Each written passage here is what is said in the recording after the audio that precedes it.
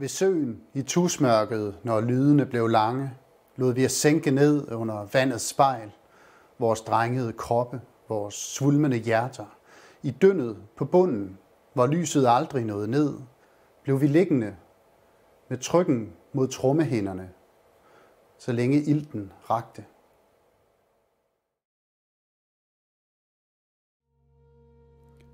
Jeg hører country feedback og går under viadukten, forbi skolen, krydser over sportspladsen og videre mod søen. Jeg sværger, jeg så Stefan Edberg nede ved kiosken. Der er spøgelser overalt på de her kanter.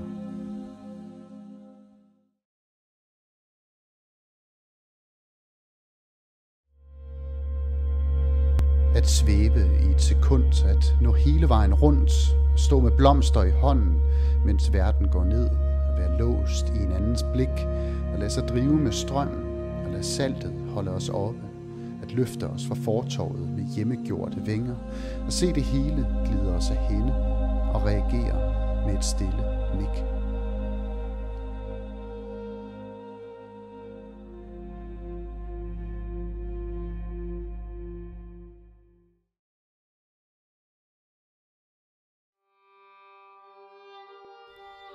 Jeg skubber barndommen som en overlæsset indkøbsvogn foran mig gennem voksenlivet.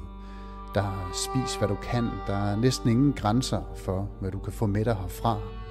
Af svigt og skuffelse og velplaceret spark i ansigtet.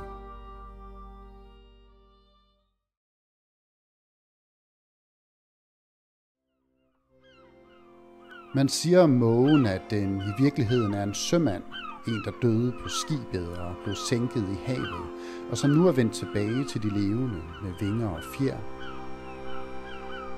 Han bliver ved med at følge dem, sætter sig på reglingen og kredser om masten, lader dem vide, når endnu en storm er på vej.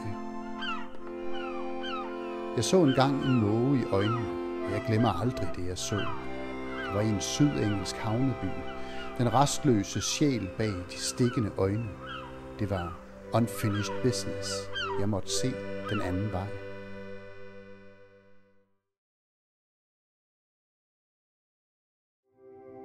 Hvor der er hunde, er der mennesker. Hvor der er undergrund, er der liv.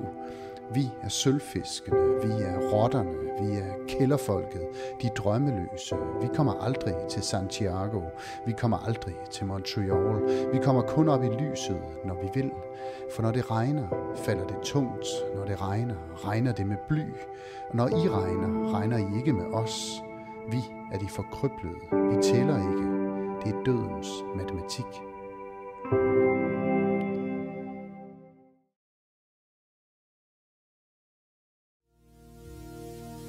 Falken dykker, styrter mod jorden i sydbyens mørke. Ikke andet end bølger, kun bølger af lyd.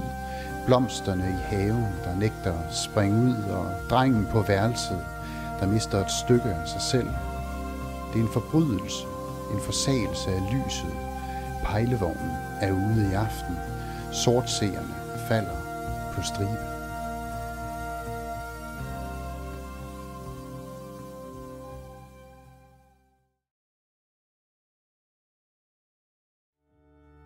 På Nørrebro station står uret stadig stille. Jeg går med ryggen mod byen gennem drysregn. Jeg lægger afstand til din afstand.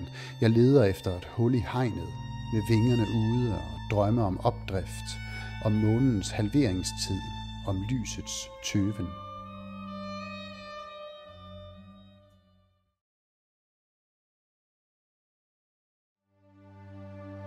Den virvlende vind, den trummende regn, den nye normal, det jazzede vejr, de dramatiske skift, de drillende pauser. Og så til sidst det store tilt, den overraskende solo fra den kælvende is.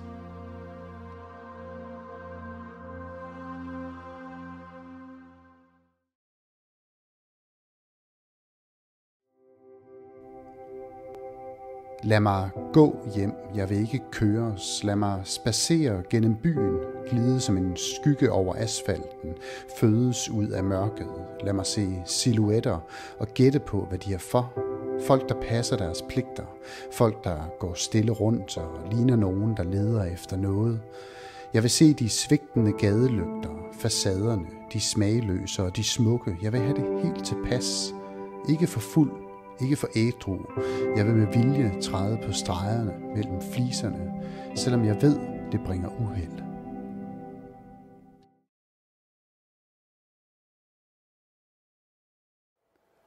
Aftenlys. Bliver du nogensinde træt af et ord som det? Eller brise? Eller fløjl?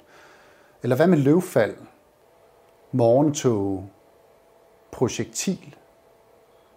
Dunkel? Seance? Isblå? Tankeflugt? Punktum.